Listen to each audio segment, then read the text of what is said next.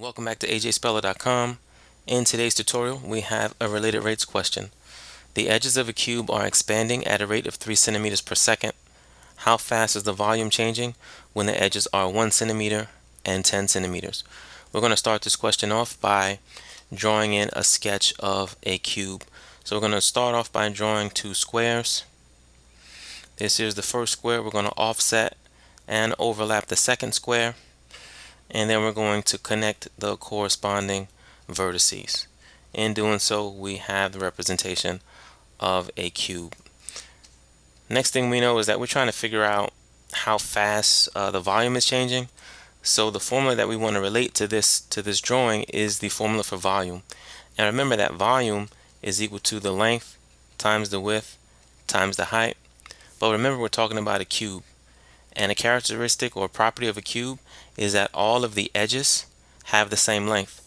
So if that's the case, that means I can label the length as x, the width as x, and the height as x. So this formula becomes volume is equal to x to the third if I multiply these three x's together. Next thing I want to do is look at another piece of given information.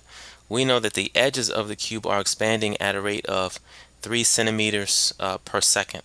Well, x is the variable that corresponds to the edges, so dx dt, or the change in length of the edges over time, is equal to 3 centimeters per second. And now at this point, we need to do the implicit differentiation of volume with respect to time, because that's what we want to figure out how fast that volume is changing. So that first derivative gives us that rate. So here we're going to take dv dt is equal to, well, the derivative of x to the third is 3x squared by the power rule. Because I'm taking the derivative of the variable x with respect to time, I need to add on the factor dx dt.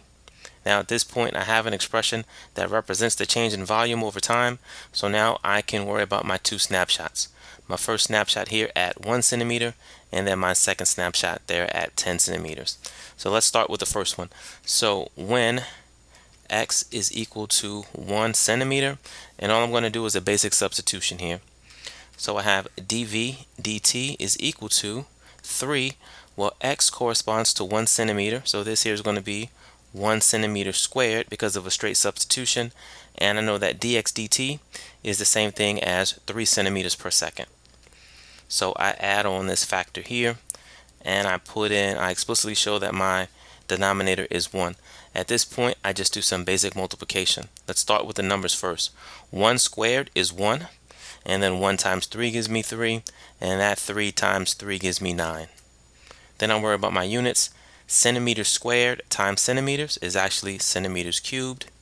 And then my denominator, 1 times seconds to give me seconds. So here I'm seeing that the rate at which the volume is changing when the edges are a centimeter long is 9 cubic centimeters per second. Let's do the next snapshot. In this snapshot, we're looking when x is equal to 10 centimeters. Again, we're going to make a straight substitution. So we have dv dt is equal to 3. X is 10 centimeters.